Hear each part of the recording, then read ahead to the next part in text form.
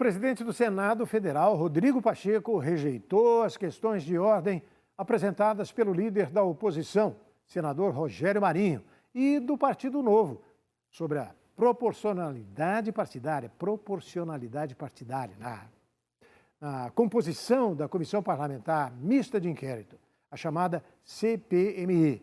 Esta CPMI vai investigar os ataques que ocorreram nas sedes dos três poderes no dia 8 de janeiro.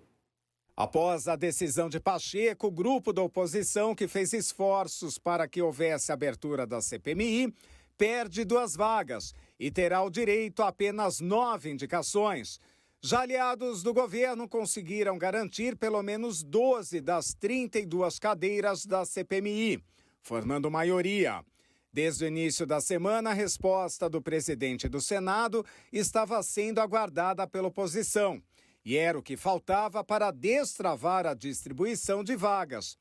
Na prática, retira a vaga destinada ao Bloco Vanguarda, composto por PL e Novo, para entregar ao Bloco da Resistência do PT.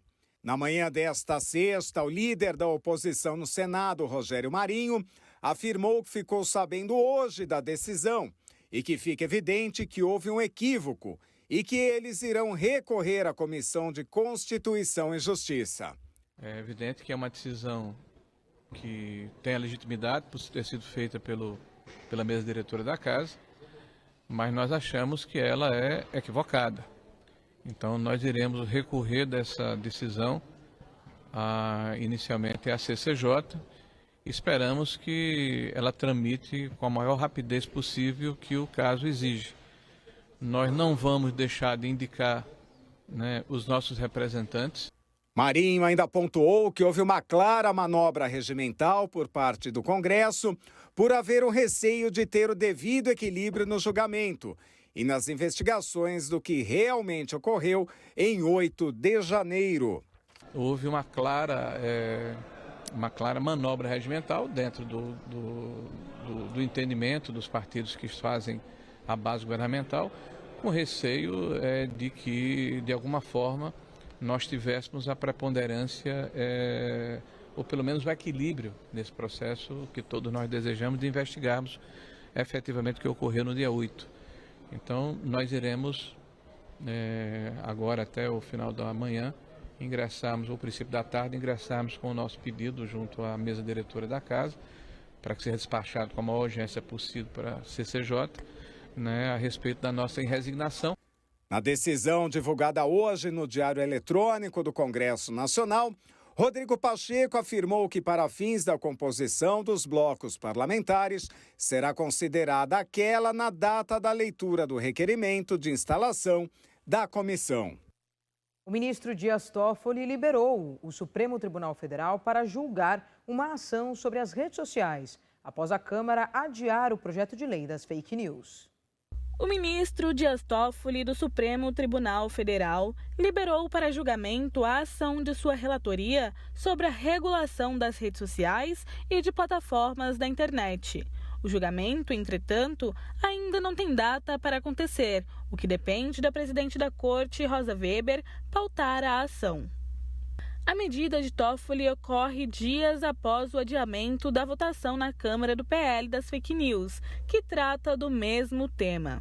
A ação de repercussão geral, que incide em casos similares, relatada por Toffoli, aborda a constitucionalidade do artigo 19 do Marco Civil da Internet, sancionado em 2014. A norma detalha direitos e deveres para o uso da internet no país.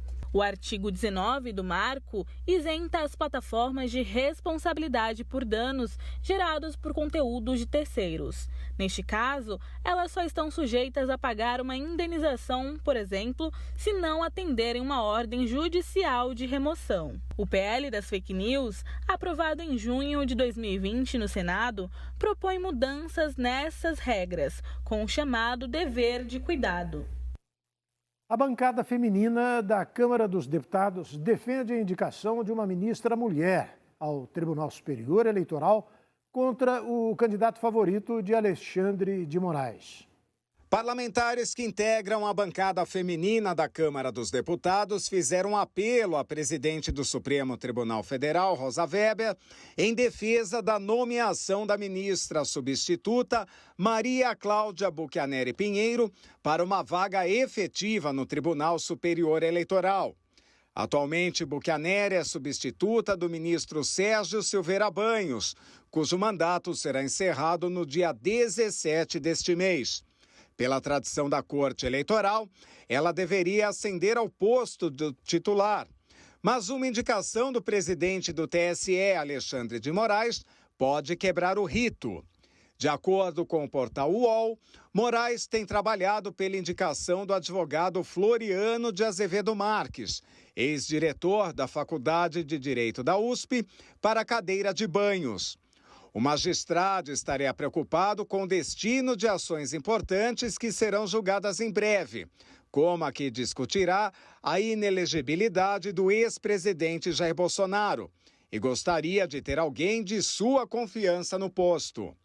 No ofício enviado à ministra Rosa Weber, as deputadas da bancada feminina relatam ter recebido com imensa preocupação a suposta campanha de Moraes em defesa de Floriano de Azevedo Marques.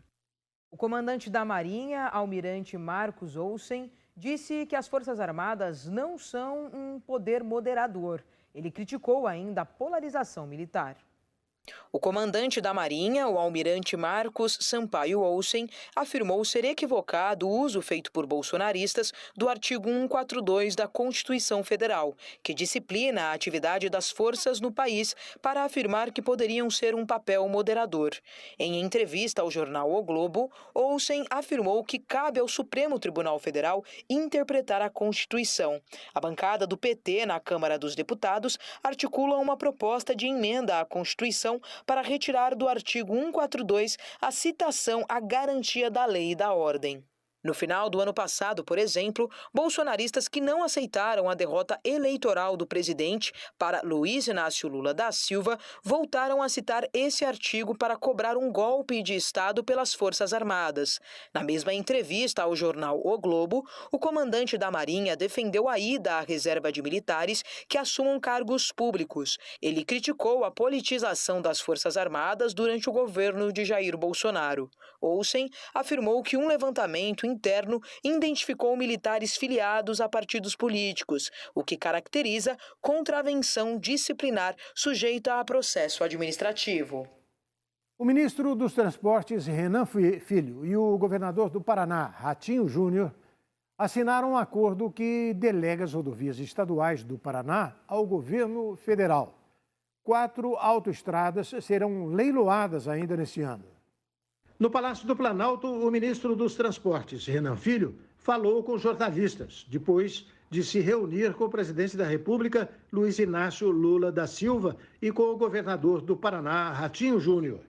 Na reunião, foi concretizado o repasse das rodovias paranaenses ao governo federal. Em entrevista, o ministro disse que, com o leilão das rodovias, o Estado poderá receber cerca de 50 bilhões de reais.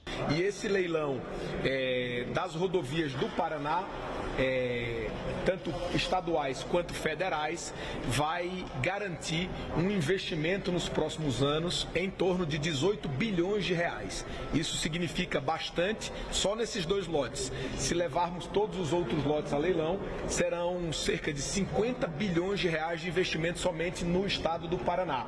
Isso significa mais emprego durante a execução das obras, significa mais competitividade e, portanto, mais crescimento econômico. Em outra fala, Renan afirmou que é muito importante ver a queda da taxa de juros para que os projetos de infraestrutura se tornem mais atrativos. Então é muito importante que a gente veja no Brasil, além do esforço do governo para atrair o capital privado para investimentos em infraestrutura, a gente observe a queda da taxa de juros, porque aí esses projetos de infraestrutura se tornarão mais atrativos. O ministro anunciou que outros leilões serão realizados. Mas a gente acredita que de setembro em diante a gente realizará ainda em 2023 4 leilões. Isso é muito, porque o governo anterior só fez um leilão no primeiro ano, só fez um leilão no segundo e só fez um leilão no terceiro ano. Então a gente vai fazer 4 leilões esse ano e a gente acredita que no ano que vem conseguiremos fazer ainda mais leilões, o que vai materializar o fortalecimento dos investimentos com recursos públicos e uma atração maior também de recursos privados. A seguir, o novo presidente da Transpetro quer retomar construção de navios e estaleiros nacionais. Triste recorde. Mais de 30% das empresas brasileiras estão endividadas.